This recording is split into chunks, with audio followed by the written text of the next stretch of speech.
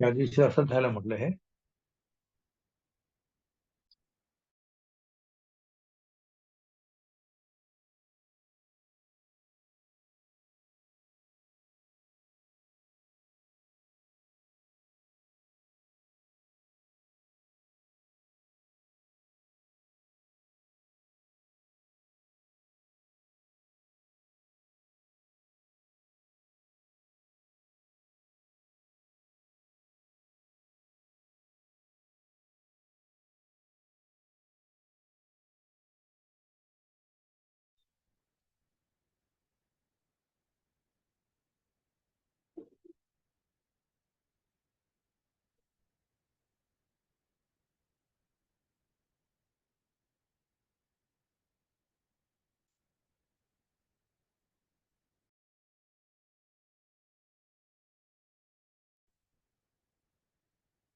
सभी को नमस्कार जी। नमस्ते जी। और सर कैसे हैं? ठीक है सर, आप बताइए। बहुत अच्छे सर, बहुत कृपा ईश्वर की। हाँ सही तो है। आप चंडीगढ़ में रहते हैं ना सर? नहीं सर, मैं अमृतसर के पास हूँ, फतेहगढ़ चूड़ी। अच्छा अच्छा अच्छा। चंडीगढ़ में आप राकेश मोहन जी है? हाँ जी, राकेश जी हैं, चंडीगढ़ मोहाली।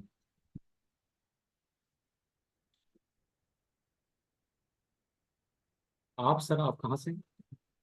मैं अकोला महाराष्ट्र से हूँ सर।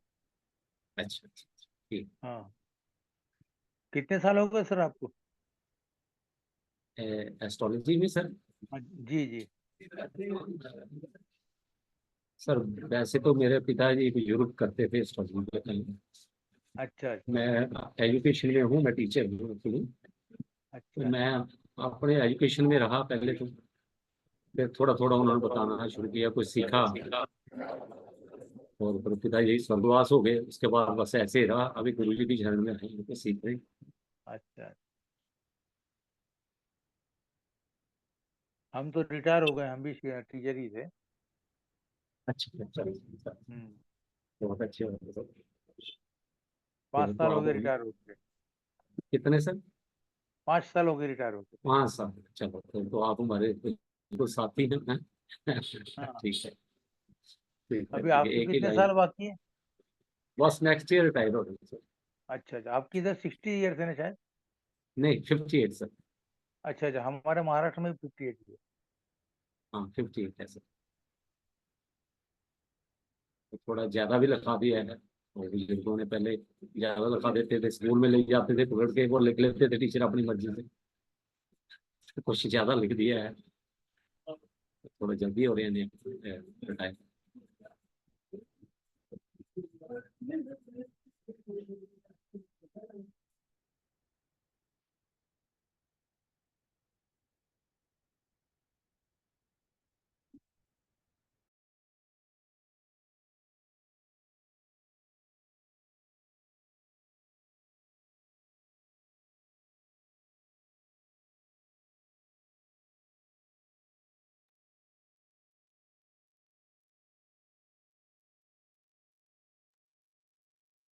नमस्कार आप लोगों को। नमस्ते गुरु जी। नमस्कार गुरु जी। अरे प्रणाम। नमस्ते संजना जी। प्रणाम सर। नमस्ते गुरु जी। नमस्कार। प्रणाम गुरु जी। नमस्कार रवि कुमार जी। प्रणाम गुरु जी। प्रणाम प्रेम प्रकाश जी, क्या हाल चाल है? बढ़िया है गुरु जी, आप सुनाए। बस चल रहा है सब। प्रणाम गुरु जी। जी अनुराधा जी प्रणाम।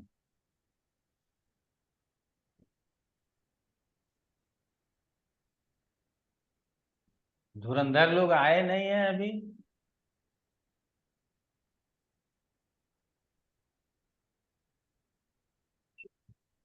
अनेजा नहीं आई, उसको नष्ट वस्तु पढ़ना था, गायब हो गई है। और नष्ट वस्तु का ही चैप्टर सबसे थोड़ा लंबा है ना? ओम प्रकाश जी तो ऑफिस से शायद आते हैं कि रिटायर हो गए, वो भी पता नहीं।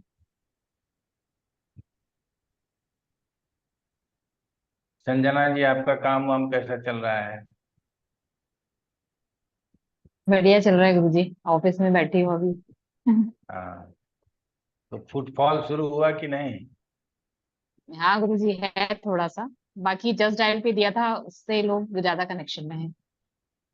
अच्छा। ऐसे फोन पे कंसल्टेशन लेना ज्यादा अच्छा समझते हैं लोग, मतलब फेस टू फेस से। जब ऑफिस में बैठते हैं तो ऐप पे भी आ जाइए, क्या दिक्कत है? आप भी तो। ऐप पे थी गुरुजी, पर मैं ना इतना टाइम नहीं दे पा रही थी। ऐप पे कौन जितना हमको टाइम चाहिए वो टाइम नहीं दे पा रही थी। कौन से ऐप पर थी आप? मैं उस पे थी, एस्ट्रो टॉक पे थी पहले। तब तो बढ़िया था, आपको उस पर टाइम देना चाहिए था। कोई नहीं दे बात पा रही नहीं। थी गुरुजी, इतना हम्म, टाइम नहीं दे पा रही थी। अच्छा। आ,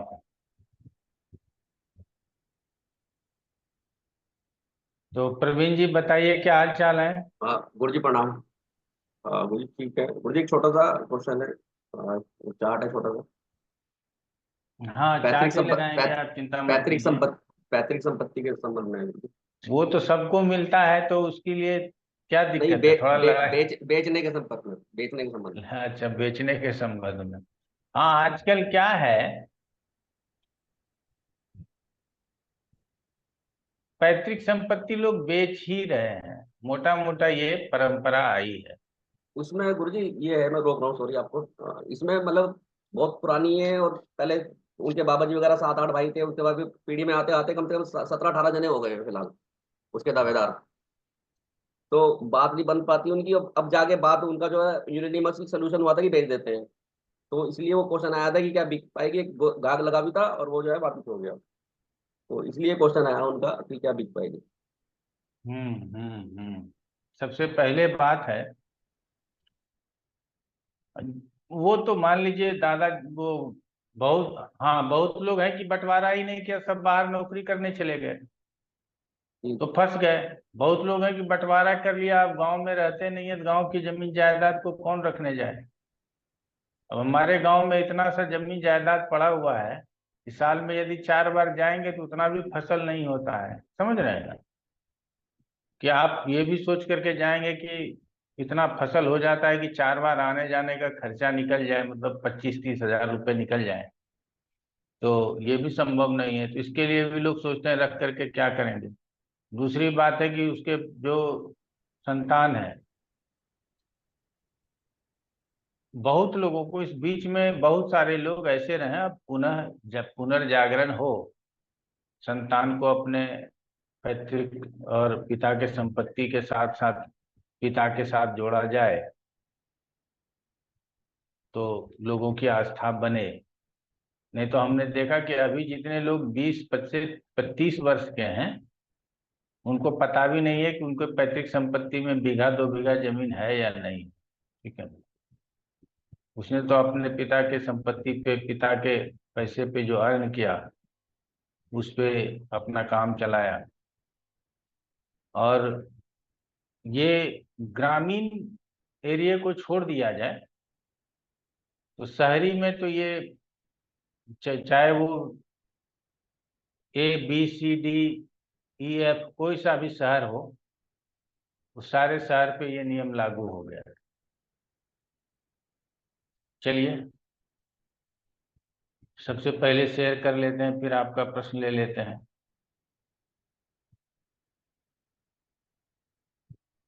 बताइए। 19 जुलाई 2024।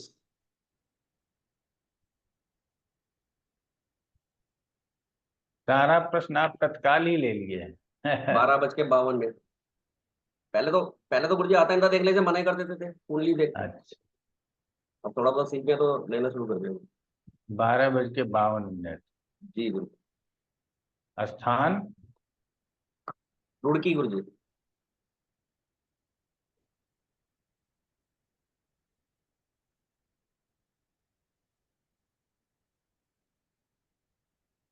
क्या स्पेलिंग लिखते हैं रुड़की का? ROORK।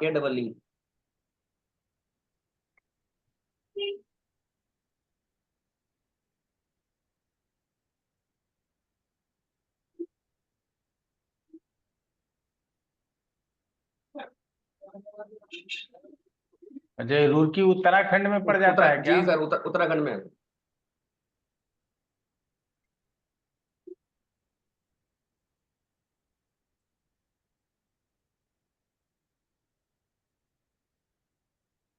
नंबर बोल दीजिए।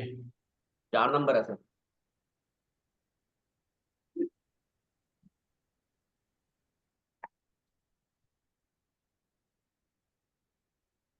अब बताइए क्या प्रश्न है।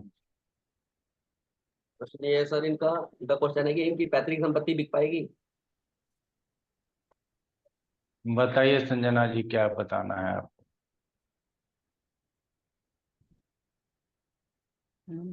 गुरु जी इसमें कर्क राशि है और जो चंद्रमा है वो छठे में है और उसके ऊपर मंगल की दृष्टि है। तो एक तो ये नहीं ठीक लग रहा है। बाकी अगर हम पैतृक संपत्ति को 8वें घर से देखें तो वहां शनि है, तो वो तो विघ्न डालेगा, मतलब देरी करेगा, अड़चन भी डालेगा, परेशान भी करेगा। और अगर हम चतुर्थ भाव को देखें तो शुक्र लग्न में बैठा है, सूर्य के साथ है, सूर्य जो कि धनेश है, बुध जो पराक्रम भाव का स्वामी भी है। तो गुरु जी इनको, गुरु की दृष्टि भी है तो पंचमेश पे है, सप्तमेश पे है। गुरु जी इनको मुश्किल है बहुत, परेशानी बहुत आएगी इनमें, इनको ये संपत्ति लेने में बहुत कठिनाई आएगी। चंद्रमा भी छठे में बैठा है। चलिए गुड। ब्रह्मदत्त जी। गुरु जी प्रणाम। प्रणाम प्रणाम। हाँ जी गुरु जी, कर्क लग्न की पत्रिका है। शुक्र और बुध और सूर्य बैठे हुए, चंद्रमा षष्ठ में बैठे हुए हैं। चतुर्थेश शुक्र, चतुर्थेश और आयेश शुक्र जो है वो भी लग्न में है। बृहस्पति जो षष्ठेश और भाग्येश है वो पाकिस्तान में मंगल के साथ, जो का मंगल के साथ बैठे हुए हैं। और शनि सुखेत्री है गुरु जी। तो ऐसा लगता है इनका जो आय स्थान है वो भी बली है गुरु जी। ऐसा लगता है कि इनका काम होना चाहिए, ऐसा लगता है एकदम से।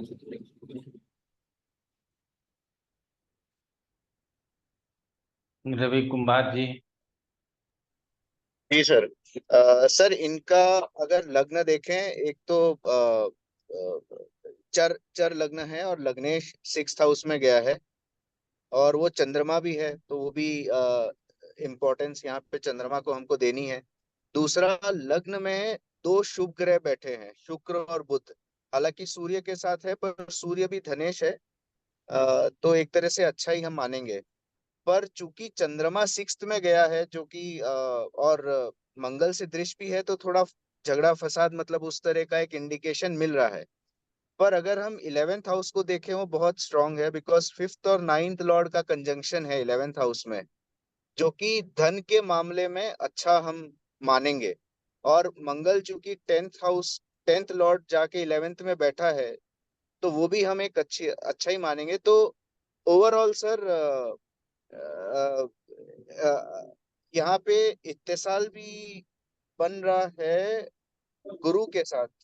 तो पैतृक संपत्ति की हम बात कर रहे हैं, तो पिता को भी हम कंसिडर करेंगे 9th हाउस से।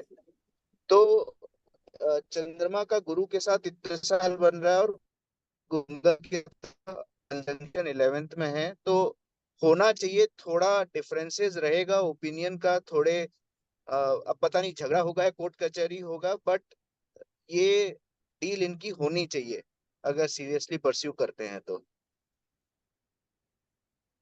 चंद्रमा का गुरु के साथ इत्तेसाल नहीं हो सकता क्योंकि दोनों में दृष्टि संबंध नहीं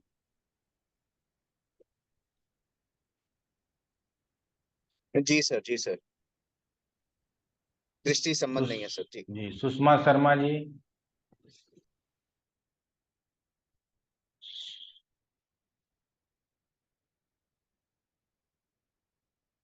सुषमा जी।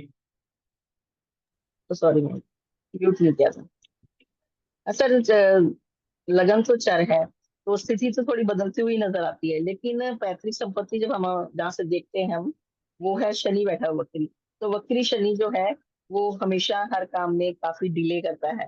तो वक्री शनि के कारण इनका काम बनना थोड़ा बहुत ही डिले होगा, इतने आसानी से बनेगा नहीं।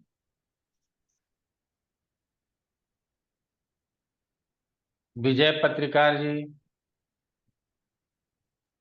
हाँ जी सर, नमस्कार। हाँ सर, लग्नेश जो है, मेरी आवाज आ रही सर? हाँ, आ रही है। लग्नेश चंद्रमा है, वो छठे में जाके बैठा हुआ है, और उस चंद्रमा पर शनि की भी दृष्टि है। नहीं है दृष्टि शनि की। सॉरी, सॉरी, शनि की नहीं है सर, मंगल की दृष्टि है उसके ऊपर। और शनि मतलब अष्टम में बैठकर मतलब धन स्थान को देख रहा है। और धनेश जो सूर्य जो प्रॉपर्टी का कारक है, या पिता पैतृक संपत्ति का जो कारक है, वो लग्न में जाके बैठा है। तो थोड़ा सा डिले करेगा और लिटिगेशन हो सकता है सर, ऐसा मेरा अंदाज है। प्रेम प्रकाश जी। जी गुरुजी। चर लग्न है, अतः परिवर्तन होना तो संभव है। लग्न में दो शुभ ग्रह शुक्र और बुध है, और चतुर्थे स्वयं शुक्र हैं जो लग्न में बैठे हैं, अतः ये कि अच्छी बात है। और गुरु भाग्येश होकर 11वें भाव में है, और मंगल अपने पंचम को दृष्टि दे रहे हैं। और शनि जो है 8th हाउस में, जो पैतृक संपत्ति का भाव है, वहाँ बलवान होकर बैठा है। लेकिन चंद्रमा का लग्न से और लगने से कोई संबंध नहीं हो रहा है। तो अपन ये कह सकते हैं गुरु जी कि प्रॉपर्टी बेचेगी, थोड़ी डिले होके बेचेगी, थोड़ी परेशानी के साथ बेचेगी, बेचेगी तो जरूर। धन्यवाद। चलिए, एसके से कौन जुड़े हुए हैं? एसके नाम लिखा हुआ है। तिवारी जी हैं? डॉक्टर एसके तिवारी हैं या और कोई हैं? बोलिए। दा- अरे बाप रे। अनुराधा जी।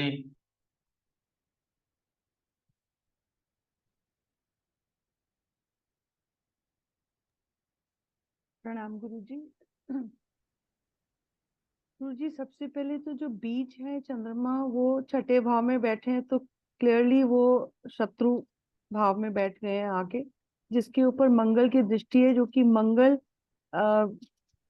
पराक्रम के भी हम कहते हैं। और जो 6th हाउस पे जब मंगल की दृष्टि पड़ती है तो लिटिगेशन सामने से समझ में आता है। दूसरी बात, शनि की दृष्टि धन भाव पे है। शनि हमें वक्री होके बैठे हैं, तो धन भाव को देख रहे हैं, हालांकि वो अपने ही ग्रह में, अपनी ही राशि में बैठे हैं, तो वो विलंब तो दिखा ही रहे हैं।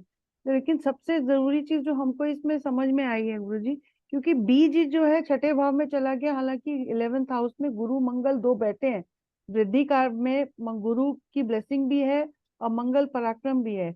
लेकिन क्योंकि लिटिगेशन जो बीज है वो चंद्रमा जो है उसकी स्थिति ठीक नहीं है। लग्न में सूर्य शुक्र बुध जो है शुभ ग्रह है, लेकिन सूर्य के साथ बैठे हैं, तो जरूर इसके जो मुझे जो समझ में आ रहा है कि अगर इनके जो ये पैतृक संपत्ति है, इनका ही जो घर का जो सबसे बड़ा है, अगर वही कुछ समझ के समझा के इनको बिना किसी लिटिगेशन से इस चीज को सुलझाने का प्रयास करे तो हो सकता है, अन्यथा इस कार्य में विलंब होना तो निश्चित दिख ही रहा है हमको। प्रवीण कुमार जी, आप क्या ओपिनियन दिए हैं? गुरु जी प्रणाम। गुरु जी, पहले मैंने सबसे पहले लगन देखा तो लगन में चर राशि है, लेकिन जो है पृष्ठोदय राशि है, तो थोड़ा सा वहाँ पे एक डाउट हुआ पहली नज़र में। उसके बाद फिर लगन पे मैंने प्रभाव देखा गुरु जी, तो शुक्र और बुध बैठे हैं और सूर्य भी बैठा साथ में। तो फिर मैंने सोचा कि पैतृक संपत्ति के अगर दाता ग्रह को देखे तो सूर्य को मान सकते हैं गुरु जी। तो मैंने सूर्य को सोचते हुए कि सूर्य लगन में है और पैतृक संपत्ति के लिए हम दाता ग्रह मान सकते हैं। और फिर लगन में जो है हमारा धन का भी योग बन रहा है, क्योंकि एकादश और जो है धनेश दोनों वहां में बैठे हुए हैं। फिर दूसरा जब ऐसे गुरु जी वो चीज याद आई कि आपकी जिसकी पहले पहले भाव से हम विक्रेता देखते हैं, चौथे से वो प्रॉपर्टी देखते हैं, और दसम से शायद हमने वो देखा था उसका प्रयास या वो दलाल वगैरह, और सप्तम से हमने ये देखा था कि उसमें हमें क्या पैसे पेमेंट कैसे मिलेगी, रकम कैसे मिलेगी। तो गुरु जी फिर उसकी तरफ दिमाग लगाया, तो ये पाया कि जो है लाभ की तो पोजीशन ठीक लगती है, क्योंकि चतुर्थेश लगन में आके बैठा है शुक्र। तो यहाँ पे थोड़ा पॉजिटिव सिग्नल मिला गुरु जी। उसके बाद फिर मैंने दसम देखा, मैंने कहा दसम मंगल स्ट्रॉन्ग हो गया, 11 में बैठा है, तो यानी कि प्रयास भी और गुरु के साथ है, तो प्रयास में भी कमी नहीं है। और फिर गुरु जी इसके बाद जो है चंद्रमा के ऊपर दृष्टि डाली मैंने। चंद्रमा लग्नेश भी है और प्रश्न का बीज भी है, तो वो छठे में चला गया गुरु जी। और एज सच कोई मतलब संबंध भी नहीं बना पा रहा था किसी से, तो वहाँ थोड़ी सी प्रॉब्लम लगी मुझे। दूसरा प्रॉब्लम मुझे इनके पेमेंट को लेके लगी कि अगर कुछ करते हैं पेमेंट में, क्योंकि मुझे देश काल परिस्थिति पता थी, बताई थी, तो बहुत सारे पार्टनर हैं, तो पेमेंट में लेके प्रॉब्लम आ सकती है, क्योंकि दशमेश जो है अष्टम में गया है, तो वहाँ मुझे थोड़ा सा कुछ डाउट लगा। लेकिन क्योंकि इनका दसम भाव सप्तमेश अष्टम में गया, सॉरी, इसलिए जो है पेमेंट को लेकर प्रॉब्लम दिख रही थी। लेकिन क्योंकि इनका दसम भाव मुझे बहुत स्ट्रॉन्ग लगा, तो मैंने तो इनको यही बोला कि प्रयास तो कर ही रहे हैं, प्रयास करते रहिए, और हो सकता है कि जो है निकल जाए प्रॉपर्टी, तो ये बोला। लेकिन प्रवीण जी, दशम भाव पे शनि की दृष्टि भी है। एक दृष्टि से कुछ नहीं होगा अनुराधा जी। अच्छा, ओके, सॉरी।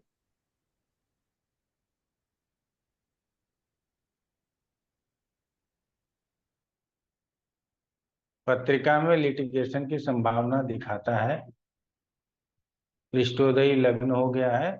एक चीज ही अच्छा है कि शनि जो है स्वराशि का बैठा है अष्टम में, तो पैतृक संपत्ति का निराकरण होगा। लेकिन वर्तमान समय में कोई न कोई भाई ऐसा होगा जो इसमें लिटिगेशन डालेगा, क्योंकि मंगल की चंद्रमा के ऊपर दृष्टि है, और मंगल की धन के ऊपर भी दृष्टि है, मंगल की पंचम के ऊपर भी दृष्टि है। इसीलिए ये मंगल का दृष्टि अच्छा नहीं है। दोनों का एकादश में होना, मंगल गुरु दोनों का एकादश में होना, ये एक अर्थ से अच्छा मान भी लें। लेकिन चंद्रमा का छठे में जाना, चंद्रमा का छठे में जाकर के मंगल से दृष्ट होना, एक तो लिटिगेशन वाला स्थान है, ऊपर से लिटिगेशन वाले कारक ग्रह मंगल हैं, तो ये दोनों जो है सो खिचड़ी अलग से पका रहा है। और दूसरा, अगर कोर्ट कचहरी में मुकदमा भी होता है तो उस प्रश्न में होता है कि लग्न में यदि अशुभ ग्रह हो तो जातक का जीत होता है। तो सूर्य यहाँ लग्न में है, अशुभ ग्रह कह सकते हैं, तो जातक जीत सकता है, सूरवीर हो सकता है, ठीक है ना। लेकिन ये काम तुरंत में सॉल्व नहीं हो रहा है, इसमें पहले लिटिगेशन आएगा और बाद में फिर बिक्री होगा, ठीक है ना। हमारे हिसाब से यही होना चाहिए, डायरेक्ट सेल होकर के सब पैसा बांट ले आराम से, ये संभव नहीं है। अ, जैसे गुरु जी भी इनके दो कस्टमर लगे थे, और फिर लास्ट में जाके ना हो गई। जो भी इनका हो, कुछ हमने पता कहा कि डायरेक्ट सेल हो जाए जमीन और सब प्यार से पैसा बांट ले, ऐसा संभव दिखाई नहीं देता, ठीक है ना। ठीक है। और गुरु जी मंगल की दृष्टि पंचम पे तो वो नहीं करेगी ना ज्यादा, उसका घर है अपना। पंचम पे ज्यादा नुकसान नहीं करेगा, पंचम पे काहे नुकसान करेगा, छठे पे जी नुकसान जी करेगा। मैंने बताया कि जी कहाँ कहाँ है। चतुर्थ दृष्टि धन स्थान के ऊपर है, जी जी गुरु जी। तो एक तो वो हो गया, धन स्थान के ऊपर दोनों अशुभ ग्रह की दृष्टि आ गई, मंगल की भी और शनि की भी, समझ रहे हैं ना। जी गुरु जी। तो इसीलिए इतना आसानी से धन बट जाएगा ये जरूरी नहीं है, ठीक है ना। गुरु जी पैतृक संपत्ति के लिए सूर्य को ले सकते हैं दाता ग्रह? हाँ बिल्कुल, अब वो आपने सही लिया था, उसमें कोई दिक्कत थैंक यू। नहीं। ब्रह्मदत्त जी, क्या प्रश्न है आपका। ऐसा लग रहा है मुझे कि धन का व्यय होगा, और शनि के ऊपर गुरु जी चंद्रमा की है एक बात दृष्टि, उधर गुरु मंगल की है, और शुक्र सूर्य और बुध की भी है अपना, तीन पाद स्थिति पाद दृष्टि है मेरे हिसाब से, इसलिए शनि मजबूत नहीं हुआ। और एक बात और है गुरु जी, मंगल की दृष्टि चंद्रमा के ऊपर आ रही है, लेकिन मंगल गुरु जी के साथ बैठा हुआ है, तो मंगल को थोड़ी शुभता नहीं आ जाएगी। ना शुभता क्यों आ जाएगी उसके, मंगल दुष्ट सज्जन आदमी के पास हो जाएगा तो उसमें सज्जनता आ जाएगी, नहीं आएगी। थोड़ी देर के लिए आप मान सकते हैं कि ये थोड़ा सज्जन हो गया, लेकिन उसमें सज्जनता आ जाएगी, ये मानना बहुत मुश्किल है। ठीक है ना? सभी लोग कालिदास या उंगलीमाल डाकू नहीं हो सकते। ठीक है ना? तो ठीक है।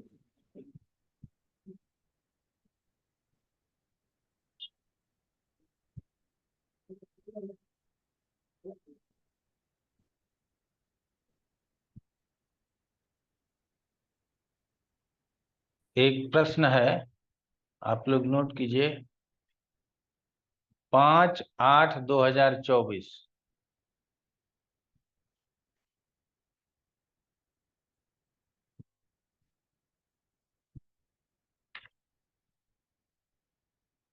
6:23 शाम का।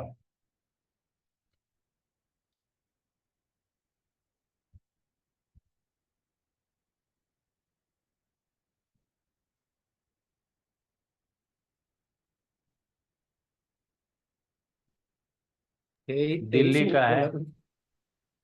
जी हाँ, 6:23 PM।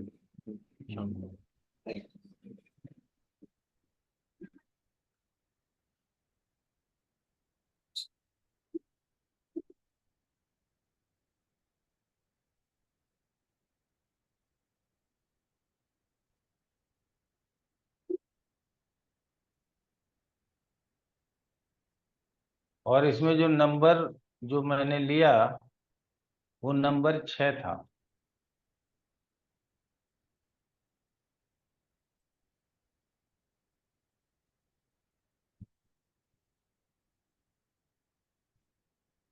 प्रश्न बहुत सरल है।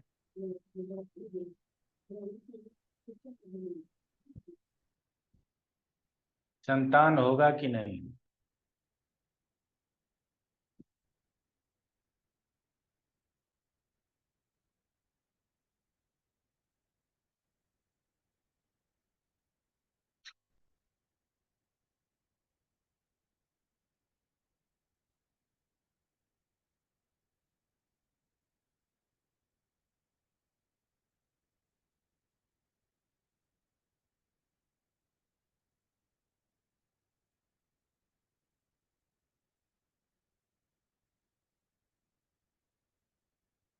जी रवि कुमार जी बताइए।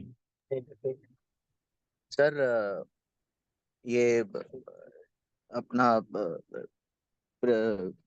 पृष्ठोदय लग्न है, कन्या लग्न है, और जो लग्नेश है वो 12th हाउस में गया है और चंद्रमा के साथ है।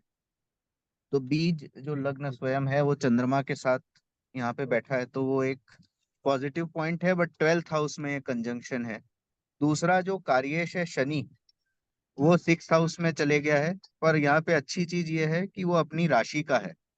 और जो कार्येश और जो बीच चंद्रमा, ये दोनों का आपस में कंजंक्शन है, यहाँ पे एस्पेक्ट रिलेशनशिप है, दृष्टि संबंध है। तो ये एक अच्छा है। सूर्य जो कि मतलब जिस काल पुरुष में हम पंचमेश भी होता है काल पुरुष कुंडली में, वो 11th में बैठा है, तो उसको भी एक तरह से हम 11th में पॉजिटिव ही मानेंगे। पर यहाँ पे सर चूंकि 12th हाउस और 6th हाउस का इन्वॉल्वमेंट है, तो हो सकता है कुछ हॉस्पिटलाइजेशन या कुछ ट्रीटमेंट लेके अगर प्रयास करेंगे तो होगा। दूसरा गुरु यहाँ पे जो कि पुत्र संतति संबंध में जो कारक है, वो 9th हाउस में बैठा है, वो अच्छा है, पर वो वहां पे मंगल के साथ हो गया। तो हो सकता है कुछ सर्जरी या कुछ मतलब कुछ यहाँ पे ट्रीटमेंट इनको करवाना पड़ेगा, तो इनको पुत्र या संतान प्राप्ति हो सकती है। ब्रह्मदत्त जी। वही करता हूँ। कन्या लगन की कुंडली है बनी। शीर्षोदय लगन हो गया गुरु जी, सिंह चतुर्थ कुंड शीर्षोदय लगन है, और पंचमी शनि जो है वो षष्ठ में है, और द्विचर लगन भी है गुरु जी। और नवम में पंचम से पंचम गुरु और मंगल बैठे हुए हैं वृक राशि में, और नमेश जो है शुक्र वो व्यय में चले गए हैं, और पंचम पर सूर्य की दृष्टि है गुरु जी। यदि काल पुरुष के हिसाब से देखें तो पंचम पर दृष्टि सूर्य की अच्छी मानी जाती है, लेकिन यहाँ मकर राशि है इसलिए सूर्य की दृष्टि जो है वो अच्छी नहीं मानी जाएगी। लेकिन गुरु की दृष्टि है गुरु जी, केतु की दृष्टि भी है, इसलिए गुरु जी मुश्किल से लगता है, ऐसा लगता है कि मुश्किल से संतान की, बस गुरु जी इतना समय लगेगा। कुमार प्रवीण जी। गुरु जी प्रणाम। गुरु जी, लगन में हमारी शीर्षोदय राशि है और लगन हमारा 60 डिग्री का है, तो यह स्थिर राशि की तरफ इंगित करता है। तो स्थिर राशि राशि जो है संतान के केस में आपने मतलब पॉजिटिव चीज बताई थी कि स्थिर राशि हो तो संतान के केस में पॉजिटिव समझना चाहिए। फिर चंद्रमा भी इनका जो है स्थिर राशि में ही है, तो भी एक पॉजिटिव साइन है। तीसरा जो है इनका लग्नेश का, चंद्रमा का और शनि का आपस में संबंध बन रहा है, तो गुरु जी बहुत पॉजिटिव पॉइंट है। लेकिन इसमें एक ड्रॉबैक बहुत बड़ा हो गया कि तो लग्नेश भी 12वें में चला गया और चंद्रमा भी 12वें में चला गया। हालांकि भाग्येश शुक्र का साथ है वहां पे, लेकिन इनका द्वादश में जाना दोनों का, जितना हम समझ रहे थे कि संतान आराम से हो सकती है, उतना ही जो है इसमें डिफिकल्टी दिखाई दे रही है गुरु जी अब। और फिर वहां पे जाके जो है 11th में जो है द्वादश और जो है 11th का जो है एक्सचेंज भी हो गया गुरु जी वहां पे। और तो हालांकि जो है इसमें, और दूसरा में देखें इसमें शनि, अच्छा शनि जो स्वराशि का है और ओड राशि स्थिर राशि में है, तो लगने पंचमेश स्थिर राशि का मतलब है कि अगर होगा तो पुत्री की संभावना करता है, लेकिन यहाँ पे क्वेश्चन संतान का है, पुत्र या पुत्री का नहीं है। तो संबंध को देखते हुए तो गुरुजी लग रहा है कि इनका जो है हो सकता है, क्योंकि लग्नेश का, चंद्रमा का और पंचमेश का संबंध बन रहा है। लेकिन क्योंकि चंद्रमा बीज है और लग्नेश भी वहां पे जाकर द्वादश में चला गया और पंचमेश का संबंध भी द्वादश से ही अल्टीमेटली हो गया, तो इस केस में थोड़ी सी डिफिकल्टी लग रही है। और बुध का इन्वॉल्वमेंट तो है ही, तो बुध का इन्वॉल्वमेंट तो मेडिकल की तरफ इशारा करता ही है। और अगर अगर हम जनरल पत्रिका की तरफ देखें की तरह देखें तो पंचमेश भी जो है अष्टमे छठे में चला गया, ये भी जो है मेडिकल की तरफ इशारा करता है। तो गुरु जी कुल मिला के मुझे जो है समस्या लग रही है कि चांसेस कम लग रहे हैं। Thank you. रंजना रघुवंशी जी। गुरु जी बाकी सबने जो बताया वो ठीक है कि लग्नेश 12वें में चले गए, चंद्रमा के साथ हैं, और शनि जो कि पंचमेश भी है उसकी दृष्टि भी लग्नेश पे भी है, चंद्रमा पे भी है। पर गुरु जी एक पॉजिटिव पॉइंट बस इसमें मुझे समझ आ रहा है कि गुरु की जो दृष्टि है वो लग्न पे भी है और पंचम पे भी है, नहीं लग्न पे भी है, ये एक पॉजिटिव समझ में आ रहा है। पंचम पे भी दृष्टि है, नौ चिंता मत कीजिए। पंचम पे भी है, पंचम पे भी जो गुरु की दृष्टि है, तो ये एक पॉजिटिव चीज लग रही है। और जो शनि की दृष्टि है लग्न, लग्नेश और चंद्रमा पे, तो गुरुजी इनको संतान तो होगी, ट्रीटमेंट के बाद होगी, और काफी लेट, मतलब उनको थोड़ा प्रयास करना पड़ेगा और थोड़ा इंतजार करना पड़ेगा, देर से होगी संतान। गुरु की दृष्टि एक पॉजिटिव लग रही है, ये एक प्लस पॉइंट है इनका। अनुराधा जी।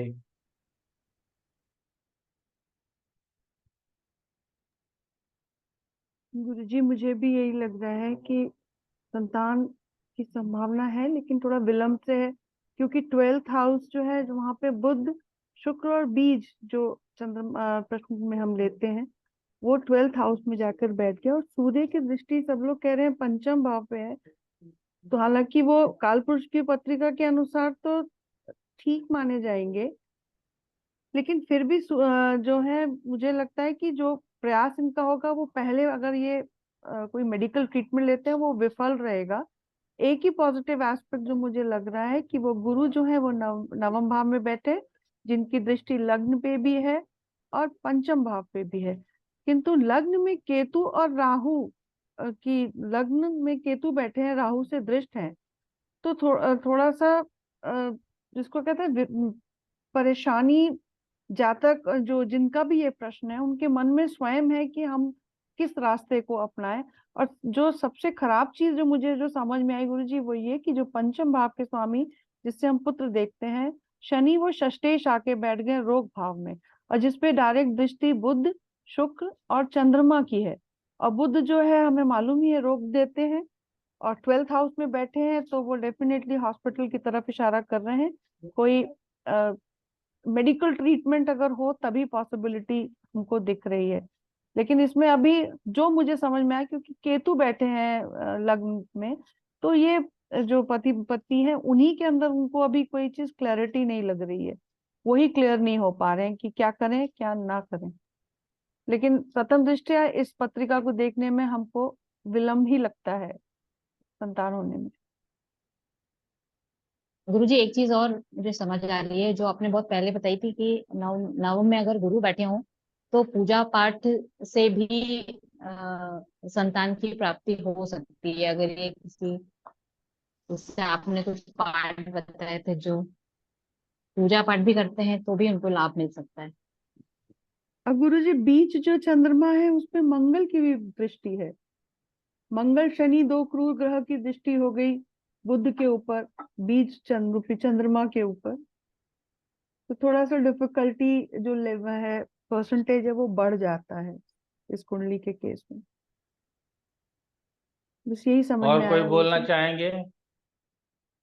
मैं कहना चाह रहा हूँ चंद्रमा इसमें और लग्नेश में चंद्रमा पाप कत्री में भी आ गया, तो वो और ज्यादा प्रॉब्लमेटिक बैठ रहा है। तो मतलब बहुत ज्यादा पीड़ित हो गया चंद्रमा ना, प्रश्न का बीज बहुत ज्यादा पीड़ित हो गया, तो क्वेश्चन जो है डिनाइल में जाएगा गुरु जी।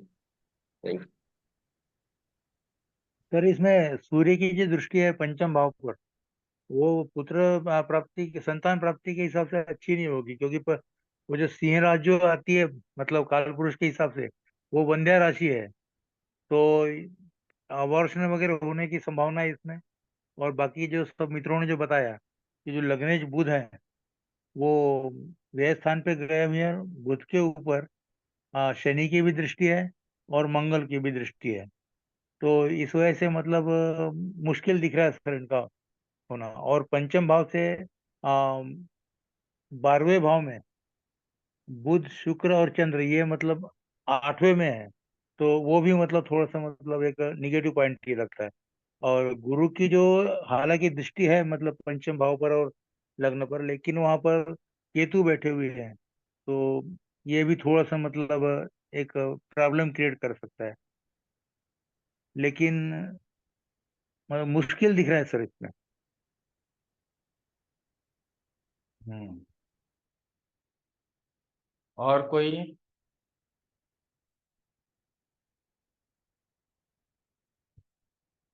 हम तो सोच रहे थे कि आप लोग बोलेंगे कि लग्नेश द्वादश में है और पंचम में सप्तम में है, दोनों की आपस में दृष्टि है, तो ये संबंध बन गया। और गुरु लगन को और पंचम को देख रहा है तो संतान तो होगा ही।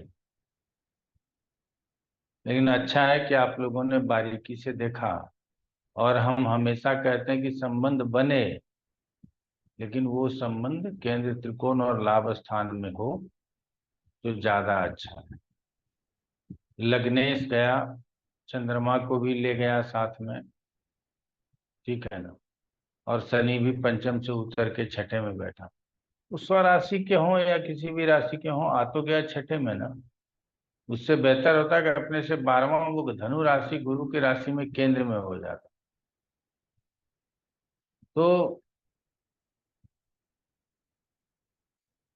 अब गुरु की दृष्टि भी तब न, जब और सब काम हो जाए तो गुरु की दृष्टि को मान लें। कि खाली गुरु के दृष्टि से, वही संजना जी ने कहा कि गुरु जी गुरु की दृष्टि है तो जप आदि से, अनुष्ठान आदि से संतान हो सकता है।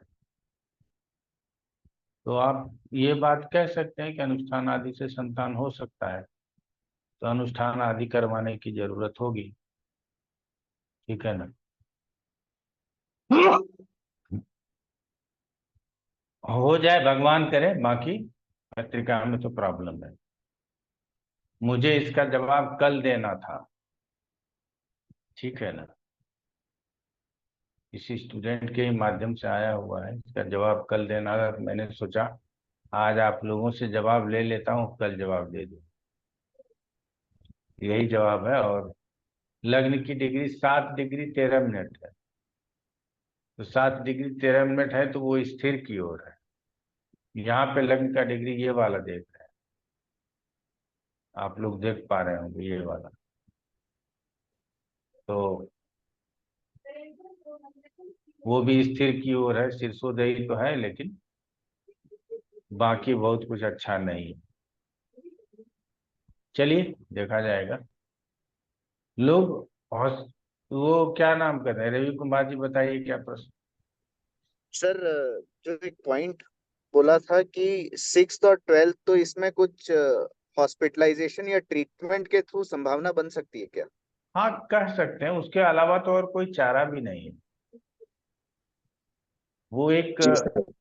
वो एक जरिया हो सकता है, बाकी इसके अलावा और कोई चारा नहीं। ठीक है ना। चलिए। इसमें सर संतान का गुरु भी बहुत पीड़ित हो गया, मतलब अष्टमेश के साथ है, केतु से दृष्ट है, तो एक वो भी फर्दर एक मतलब डेंट ही करेगा। कुछ कुछ सीख रहे हैं आप लोग, अच्छा है। अब हम लोग आगे बढ़ लेते हैं। हम सोच रहे थे कि पत्रिका देखते देखते 2-4 लोग और बढ़ जाएंगे, लेकिन कोई बढ़े नहीं। हम लोग 10 के 10 ही हैं बस। BRD जी आ गए हैं, 11 हो गए। अब आ जाते हैं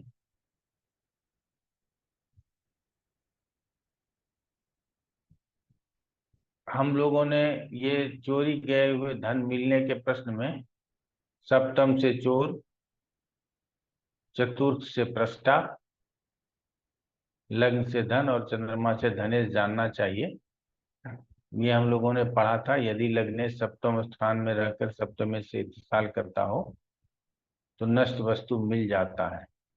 यदि अष्टमेश लग्न में हो तो चोर स्वयं ही धन दे जाता। यहाँ तक हम लोगों ने पढ़ लिया था। उसके बाद है रवि स्मगे धने से वास्मिते तस्कर से लाभ स्यात्। लग्नेश दशम पत्योर मुत्सिलः प्राप्य स्ववान चौरः। लग्नेश दृष्ट भावे चौरः सह मात्रया याति। अष्टाधिपतौ दग्धे रवि रश्मि गते अथ लभ्यते चौरः। कहता है कि धनेश सूर्य के साथ हो और अस्तंगत हो तो चोर पकड़ में आ जाता है। अब देखिएगा, धनेश सूर्य के साथ हो या धनेश अस्त हो जाए, एक ही बात है। सूर्य के साथ होगा तभी अस्त होगा।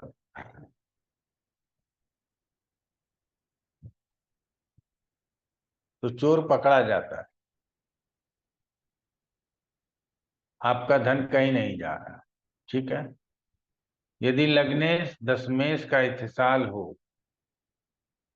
तो धन तो मिलता ही मिलता है, साथ में चोर भी मिल जाता है।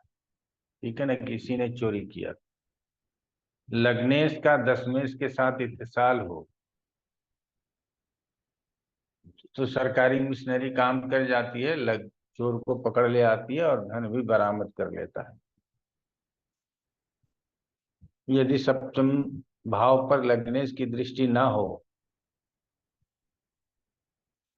सप्तम भाव पर लग्नेश की दृष्टि ना हो तो चोर धन सहित स्वयं चला आता है। चला आता है मतलब आपके घर चला आएगा, धन लेकर के आ जाएगा। यदि सबसे दग्ध या अस्तंगत हो तो चोर पकड़ आता है। सप्तमेश दग्ध या अस्तंगत हो, दग्ध का मतलब पीड़ित यहाँ कह सकते हैं, और अस्त हो जाए सूर्य से तो भी चोर पकड़ में आ जाता है, इसमें कोई दिक्कत नहीं। आगे बढ़ लेते हैं। जहां आप लोगों के मन में दिक्कत हो जाए कि ये बात समझ में नहीं आई तो रोक दीजिएगा। सर ये लग्नेश सप्तम को देख रहा भी चोर वापस कैसे आ जाए, ना देख रहा हो तो? लग्नेश सप्तम को ना देख रहा हो, लग्नेश की दृष्टि ना हो, जी सर। सप्तम भाव पर लग्नेश की दृष्टि ना हो, जी सर। ठीक है ना, तो इसमें चोर धन सहित स्वयं चला आता है। इसका मतलब है कि उसको ये समझ में ही नहीं आएगा कि हमको क्या करना चाहिए, ठीक है ना। ये समझ सकते हैं, इसको थोड़ा सा अपने हिसाब से भी समझने का प्रयास कीजिएगा। मतलब एक एक ये हो गया कि हम चीजों के पीछे नहीं भाग रहे तो चीज हमारे पास अपने आप आ जाएंगी। हाँ, बिल्कुल ये कह सकते हैं। Thank you. आगे कहता है, यदि लग्नेश और सप्तमेश के साथ इत्तेसाल हो तो राजा के भय से चोर धन दे देता है, ठीक है। यदि लग्नेश और सप्तमेश की दृष्टि न हो और लग्नेश बलहीन हो तो चोर अपने हाथ से राजसभा में चोरी का धन उपस्थित कर देता है।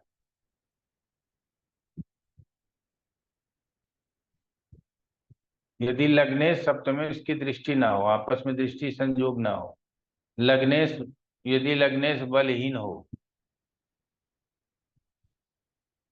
तो चोर अपने हाथ से राजसभा में चोरी का धन उपस्थित कर देता है।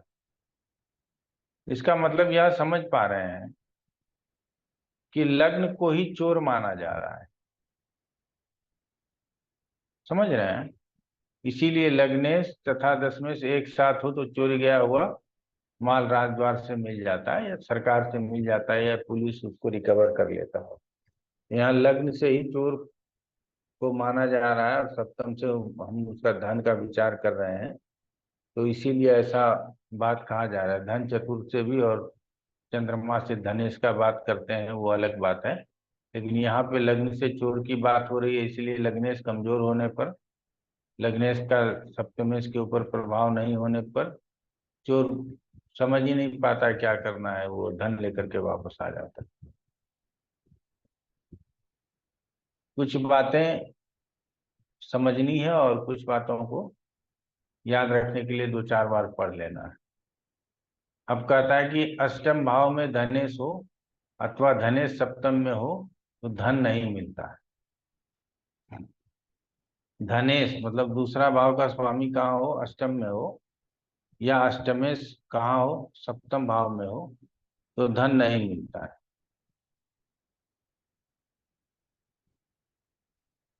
अष्टमेश धनेश के साथ इत्तेसाल करता हो तो धन मिल जाता है।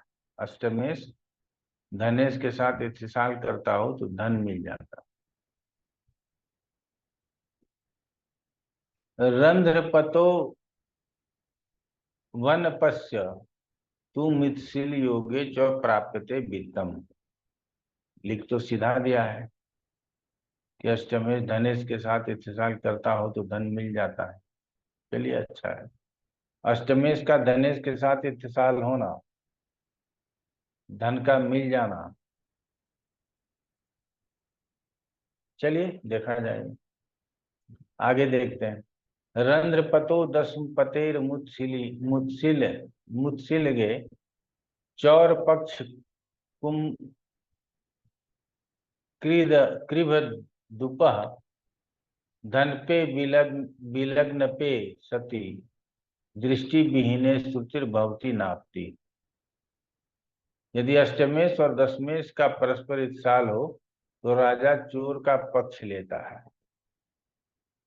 अष्टमेश का दशमेश के साथ इत्साल हो तो राजा चोर का पक्ष लेता है। यदि लग्नेश तथा धनेश एक ही हो, ये तो बुध या गुरु हो सकता है, लग्नेश तथा धनेश एक ही हो और लग्न व धन स्थान पर दृष्टि न हो, चोरों की वस्तु सुनने में आती है, तो चोरों की वस्तु सुनने में आती है लेकिन प्राप्त नहीं होती। अर्थात द्विस्वभाव लग्न में, द्विस्वभाव लग्न ही होगा क्योंकि लग्नेश और धनेश एक ही है। और क्षमा चाहेंगे भाई, शनि का होगा सर। शनि होगा, लग्नेश और धनेश एक ही शनि होगा। और लग्न स्थान के ऊपर, लग्न व धन स्थान पर दृष्टि न हो, इसका लग्नेश का और धनेश का। चोरों की वस्तु सुनने में तो आती है किंतु प्राप्त नहीं होती, अर्थात आप जान जाएंगे कि फलाने ने चोरी किया है, लेकिन उसके बाद भी आपको ये प्राप्त नहीं होगा। ठीक है। अब आगे कहता है, चौर ज्ञान के प्रश्न समय लग्न में सूर्य और चंद्रमा की दृष्टि हो तो अपने ही घर में कोई चोर है। लग्न में सूर्य और चंद्रमा की दृष्टि हो, ये देख लीजिएगा, तो सूर्य और चंद्रमा हमारा माता पिता परिवार जन है, इसीलिए कहा जाता है कि अपने ही घर में कोई चोर है। यदि इनमें से किसी एक की दृष्टि हो तो अपने को चोर के समीपवर्ती समझना चाहिए। कि अगर चंद्रमा या सूर्य की दृष्टि हो तो आप चोर के समीप ही रहते हैं, दूर नहीं रहते हैं। आपका भाई हो, बहन हो, माँ हो, चाची हो, ताई हो, इसी ने आपका धन चुराया हुआ है, ये मान करके चलना चाहिए। धन किसने लिया, ऐसा प्रश्न आता है। यदि सप्तमे सहित लग्नेश लग्न में हो तो घर ही में चोर को समझना चाहिए। यदि सप्तमे सहित लग्नेश लग्न में ही हो तो चोर घर में ही है। यदि सप्तमे 12वें या तीसरे स्थान में हो तो नौकर को चोर समझना चाहिए, अर्थात जो सेवक है, जो आपका काम धंधा करता है, वो आपका चोर होगा। कब? जब लग्न सप्तमे सहित लग्नेश लग्न में हो, घर ही में चोर समझना चाहिए, और सप्तमेश 12वें या तीसरे स्थान में। तो 12वें स्थान से भी चोर नौकर हो सकता है और तीसरे स्थान में भी चोर नौकर हो सकता है। अर्थात धन किसके पास होगा, तो नौकर के पास, सेवक के पास होगा, यदि सप्तमेश 12वें या तीसरे भाव में हो। तो 12वां इसलिए क्योंकि सप्तम से छठा है वो। हाँ, सप्तम से छठा है, ये कह सकते हैं।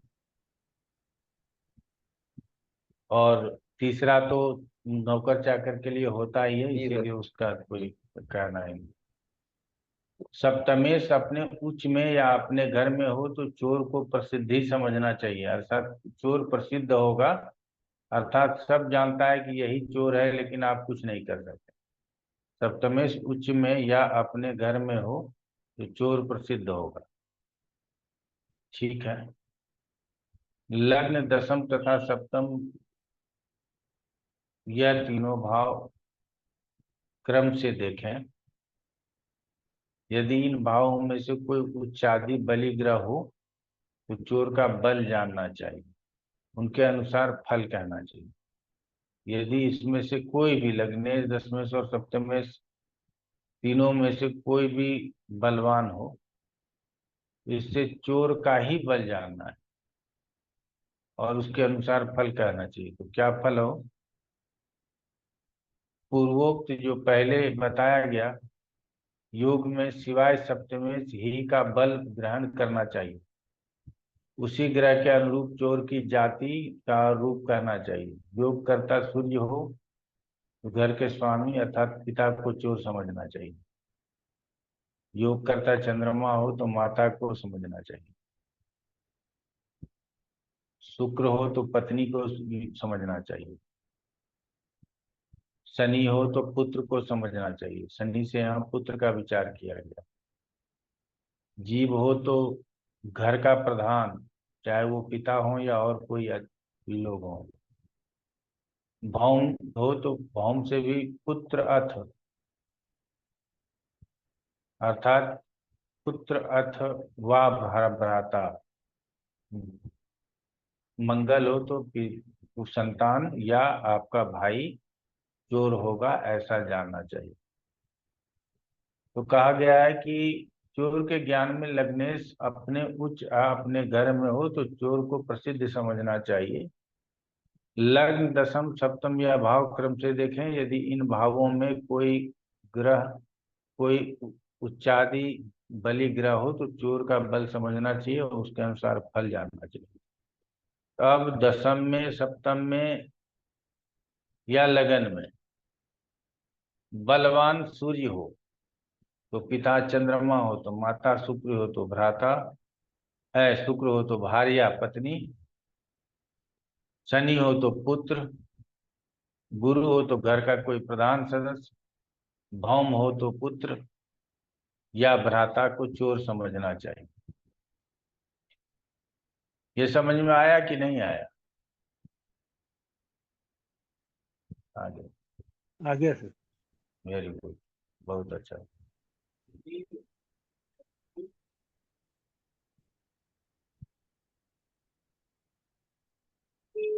कहता है ये स्वजनी मित्रम वा ज्ञात्वेत्थम पुण्य सहमा सहम मादेश्यम तस्मिन् क्रूरा दृष्टे पुरानो चौरा अंतपे पुरा अपि स्यात्। यदि बुद्ध हो तो स्वजन अथवा मित्र को चोर समझना चाहिए तथा उसके पश्चात पुण्य सहम पर विचार करना चाहिए।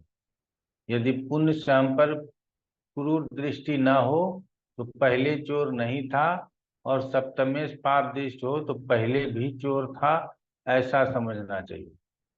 तो इतना शायद कर पाएंगे, इसीलिए वो पहले चोर था कि नहीं था, पहली बार चोरी किया है, ये सब समझने का उतना जरूरत वर्तमान में नहीं है। यदि सप्तमेश से मंगल का श्राप हो रहा हो, वह चोर पहले भी चोरी में पकड़ा गया था, पुनः चोरी में पकड़ा जाएगा, ये कहा जा सकता है। यदि सप्तमेश शनि हो और उस पर चंद्रमा की दृष्टि पड़ रही हो तो चोर को पाखंडी समझना चाहिए। यदि सप्तमेश शनि हो और उस पर चंद्रमा की दृष्टि हो, वो पाखंडी होगा, चोर समझने ही नहीं देगा कि उसी ने चुराया है, वही आपके आगे पीछे बताता रहेगा कि यहाँ ढूंढिए वहां ढूंढिए, इसको पकड़िए उसको पकड़िए। आप लोग ऐसा देखते होंगे कि कभी कभी होता है। वो चोर क्या है, सप्तमेश शनि हो और उस पर चंद्रमा की दृष्टि हो, शनि हो कहीं भी हो, चंद्रमा की दृष्टि होनी चाहिए, ठीक है। तो चोर को पाखंडी समझना चाहिए। यदि शनि पर बृहस्पति की दृष्टि पड़ रही हो तो चोर प्रसिद्ध जानना चाहिए। बृहस्पति की दृष्टि पड़ जाए शनि के ऊपर तो चोर क्या हो जाएगा, और प्रसिद्ध हो जाएगा। यदि मंगल सप्तम भाव में हो, चंद्रमा की दृष्टि पड़ रही हो, तो सेंध देकर ताला या जंजीर आदि तोड़कर चोर ने धन चुराने की बात कहना चाहिए। तो सेंध देकर तो अब होता नहीं है, तो ताला आदि तोड़ करके धन चुराने की बात कहना चाहिए। वो तो पता चल ही जाता है, उससे मतलब नहीं है कि धन कैसे चुराया गया, मतलब है कि धन प्राप्त होगा कि नहीं। यदि सप्तम भाव शुक्र तथा चंद्रमा से दृष्ट हो तो चोर को नया जानना चाहिए। यदि बुध तथा चंद्र से दृष्ट हो तो चोर प्रपंची जानना चाहिए। तो भाई दोनों केसेस में शुक्र और चंद्रमा से दृष्ट हो तो चोर नया है, अभी उसने चोरी करना प्रारंभ ही किया है। और बुध और चंद्र से दृष्ट हो तो चोर प्रपंची है। प्रपंच करना मतलब इधर उधर भटकाना, ठीक है। कहाँ, सप्तम भाव किससे दृष्ट हो, चंद्रमा और शुक्र से, तो नया चोर है। पंचम भाव सप्तम भाव बुध तथा चंद्र से दृष्ट हो तो चोर प्रपंची जानना चाहिए। आगे कहता है चौरस्य वयो ज्ञाने शिवे युवा ये शिशु गुरो मध्य तरुणो भौमे मंदे वृद्धको स्यात् स्थिर चिर। लोग कहता है ना कि वो बता दिया था कि चोर कौन था, तो यहाँ बता रहा है भाई होगा, बहन होगी, माता होगा, पिता होगा। उसके बाद बता रहा है कि वृद्ध होगा या जवान होगा। समझ रहे हैं ना? तो ये प्रश्न जो है सो अब आया है कि वृद्ध होगा कि जवान होगा। लग्नेश, अब आके समझिएगा, लग्नेश शुक्र होने से युवा, अगर लग्नेश बुध है, मिथुन कन्या राशि लग्न में है तो बालक, धनु मीन लग्नेश हो बृहस्पति के होने से मध्य अवस्था, मेष वृश्चिक होने से तरुण, तरुण अवस्था मतलब ग्रोइंग वाला, वो 16 से 20 साल वाला अवस्था, शनि होने पर वृद्ध 60 से 70 साल 80 साल, सूर्य होने से अतिशय बूढ़ा, अतिशय बूढ़ा का मतलब हो गया भाई 70 साल 80 साल, और शनि होने से 50 से 70 साल मान लेना। सूर्य को उससे भी बूढ़ा कहा गया है, इसीलिए यहाँ तक ही रखने का जरूरत। कहा जाता है कि यदि दशम लग्न के मध्य में रवि हो, दशम और लग्न के मध्य में रवि हो, रवि का मतलब सूर्य हो, तो बालक। सप्तम और दशम के मध्य में हो सूर्य, तो युवा। चतुर्थ और सप्तम के बीच में हो सूर्य, तो वृद्ध। और लग्न और चतुर्थ के मध्य में सूर्य हो तो अत्यंत वृद्ध समझना चाहिए किसको? चोर को।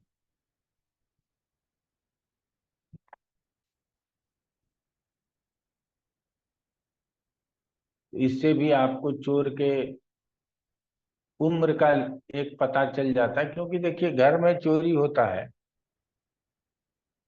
वो घर के आसपास, घर में रहने वाले, घर में जाने आने वाले लोग ही चोरी करते हैं। तो उसकी रंग रूप आकृति प्रकृति अगर आपको मिल जाए तो आप ये समझ सकते हो कि यही चोर है। मैं आपको एक बात बताता हूँ अपने जीवन की घटना से।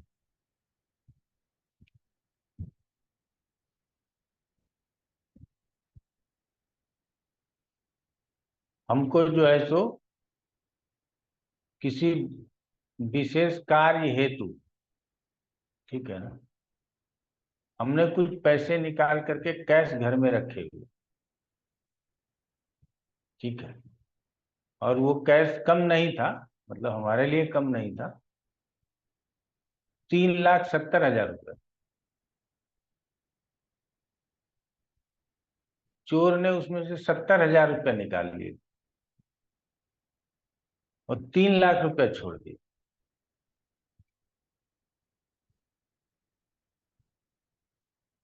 अब चोर कितना होशियार है, क्या उसको पूरा निकाल लेना चाहिए?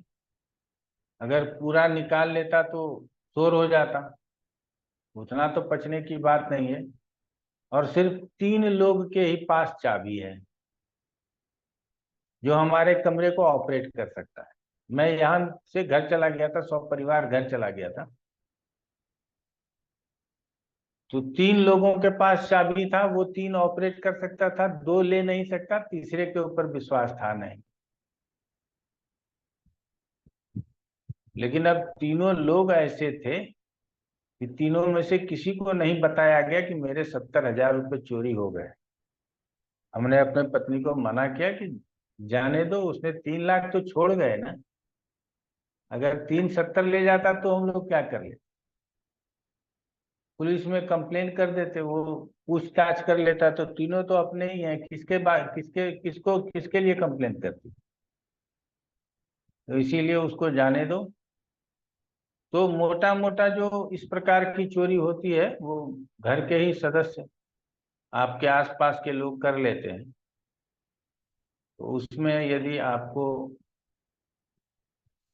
ये समझ में आ जाता है आकृति प्रकृति से कि यही चोर है, लेकिन कई बार बड़ा मुश्किल हो जाता है कि हम इसको चोर कैसे कहें। और आप नहीं कहते हैं, आप अपना सामान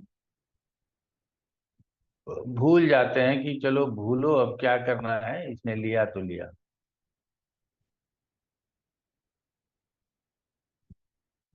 ये सब थोड़ा सा लिख लीजिएगा, 2-4 बार याद कर लीजिएगा तो हो जाएगा।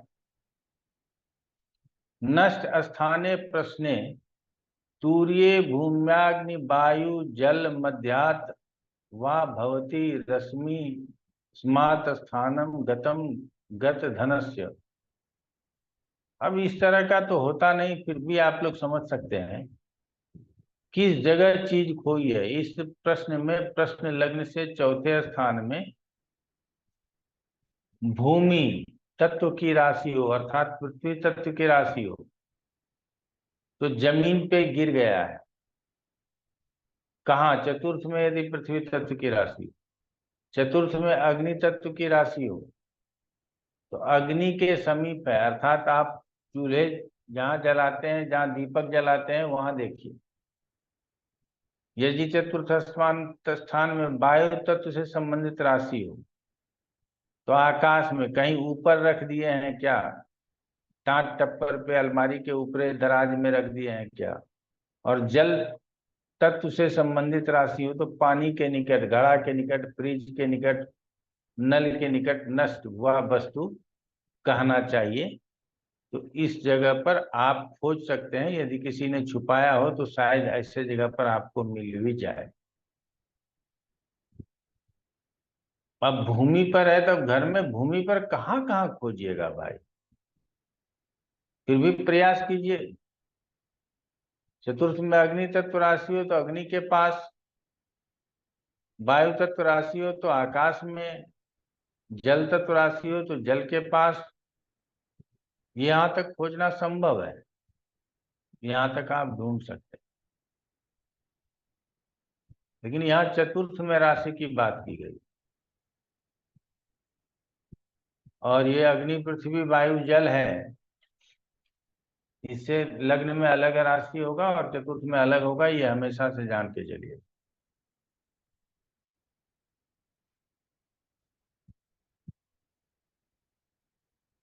अब आगे कहता है चतुर्थेश यदि चतुर्थ स्थान में हो तो चतुर्थेश जो ग्रह हो उसके भेद से चोरी का स्थान कहते हैं।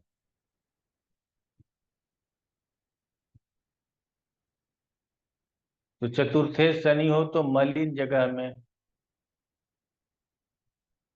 चतुर्थेश चंद्रमा हो तो जल में, चतुर्थेश बृहस्पति हो तो देव मंदिर में, चतुर्थेश शुक्र हो तो फुलवारी में, जहाँ फूल वगैरह लगाया होता है वहां खोया हुआ धन, धन खोया हुआ है। यदि मंगल हो तो अग्नि के नजदीक, सूर्य हो तो घर के मालिक के आसन के नजदीक, घर का मालिक जहाँ ज्यादा बैठता सोता है उसके आसपास देखो। यदि शुक्र हो तो पलंग पर, बुध योग करे तो पुस्तक में, हो सकता है कोई रुपया पैसा अपने किताब में छुपा के रख लिया हो। धन अन्न सवारी, पुस्तक धन अन्न बुध हो, सवारी के समीप धन खोया है, यह कहना चाहिए।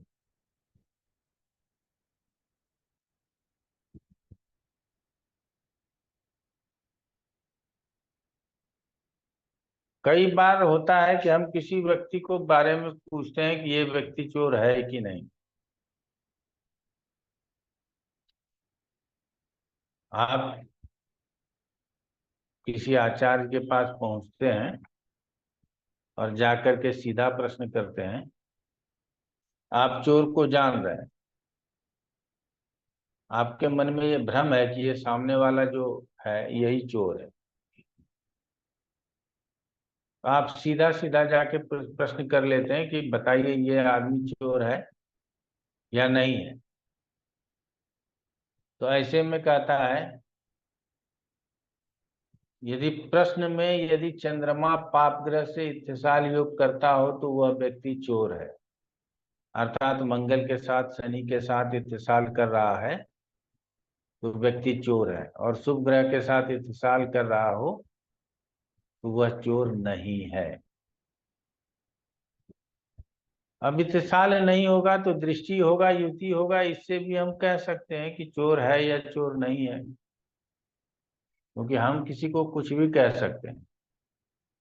लेकिन यदि थोड़ा सा अपना लॉजिक लगा करके बोलें तो हमारे लिए ज्यादा अच्छा होगा।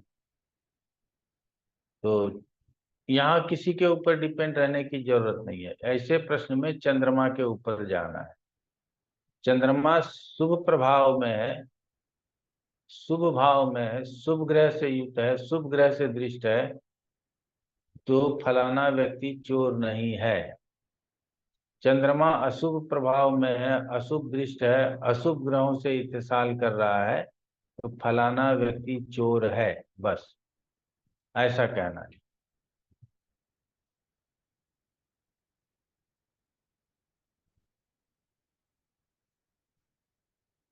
अब इसी में हो जाता है कि आप कभी पूछ लेते हैं कि ये फलाने व्यक्ति ने कभी चोरी की है या नहीं,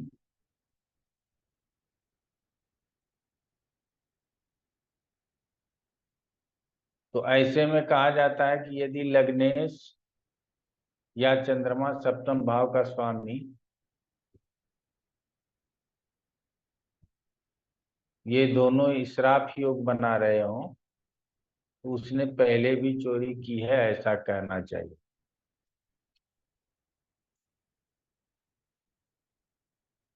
अब आ जाता है कि चोर स्त्री है या पुरुष।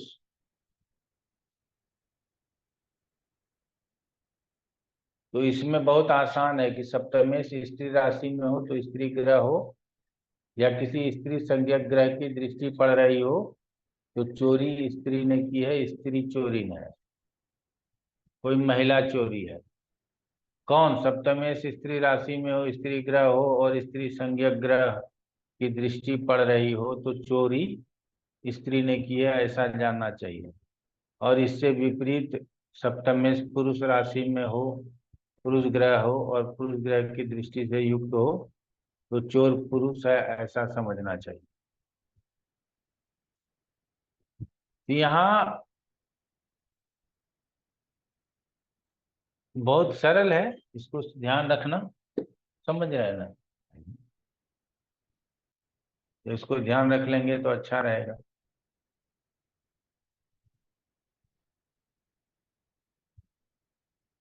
आगे कहता है कि लग्न नवांशेष से चोर की अवस्था और जाति का विचार करना चाहिए। लग्न नवांशेष से चोर की अवस्था और जाति का विचार करना चाहिए। लग्न स्थित दृष्कान वश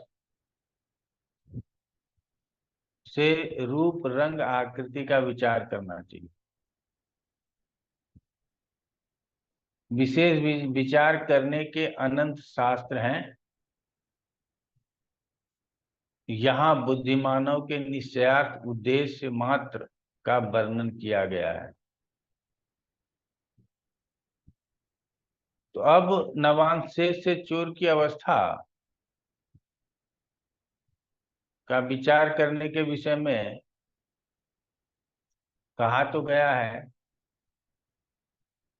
लेकिन इसकी बहुत चर्चा नहीं की गई। ठीक है ना? लग्न में स्थित दृष्कांत से रंग रूप अब आकृति का विचार करना चाहिए, इसकी भी चर्चा नहीं की गई। कहीं चर्चा होगी तो प्राप्त तो आप लोगों को बताएंगे। तो यहाँ तक था आज। 114 नंबर श्लोक हो गया। अगले क्लास में 114 से आगे बढ़ेंगे। ठीक है? जी सर। जी ब्रह्मदत्त जी बताइए क्या प्रश्न है? तो मैं क्षमा चाहूंगा, जो 89 श्लोक था सर, उसका मुझे अच्छी तरह से कुछ पता नहीं चला। उसमें दो बातें बताई गई हैं, एक तो चंद्रमा की तरफ से बताई गई है और दूसरा दूसरा राशि के हिसाब से। तो ये दोनों चीजें एक उसमें कुंडली में कैसे लगाएंगे? चंद्रमा नहीं है केंद्र में तो राशि तो है, राशि लगा लीजिएगा। ये तो हम उस दिन भी बताए थे। नहीं, यहाँ ये बताया गया कि यदि चंद्रमा केंद्र में ना हो तो जिस केंद्र के समीप हो उस दिशा में दान नष्ट दान करना चाहिए। ये तो चलो बात समझ लग। उसके लेकिन बाद अगर हाँ, समीप न हो, बात समझिएगा कि हमने कहा वो केंद्र में ना हो, समीप वाला बात भूल जाइए अच्छा ठीक और उसके बाद राशि वाला मान लीजिए। ठीक ठीक ठीक है। ठीक है ना? ठीक ठीक ठीक ठीक। केंद्र में ना चलिए, हो चंद्रमा। हाँ, ठीक है ठीक समीप ठीक वाला है बात भूल जाइएगा, राशि वाला बात मान लीजिएगा, हो जाएगा प्रश्न का सॉल्यूशन। ठीक है ठीक है ना? ठीक है। चलिए, नीलम बहुत विलम्ब से जुड़ी। ठीक है ना? ये ठीक नहीं है और ऑफिस से कॉल आ गई थी तो हाँ हाँ हाँ। फिर बीच में ज्वाइन किया एक बार, वो जब आप क्वेश्चन पूछ रहे थे उस टाइम हाँ फिर से आगे तो मुझे ड्रॉप करना पड़ा बीच में। अच्छा, नमस्ते गुरु चलो जी, अच्छा है, कोई बात नहीं, 2-4 दिन और है, बिजी हो लगा जाता लेते हैं। है ऑफिस में इस टाइम पे। चलो आज इतना ही गुरुजी रखते हैं। गुरुजी डिस्टरबेंस हो गया इलेक्ट्रिसिटी का, इसलिए देर हो गए, क्षमा कोई कीजिए। बात, कोई बात। प्रणाम ठीक है, बहुत बहुत धन्यवाद। प्रणाम गुरु जी। नमस्कार। प्रणाम नमस्ते गुरुजी। गुरुजी। प्रणाम सर। प्रणाम प्रणाम।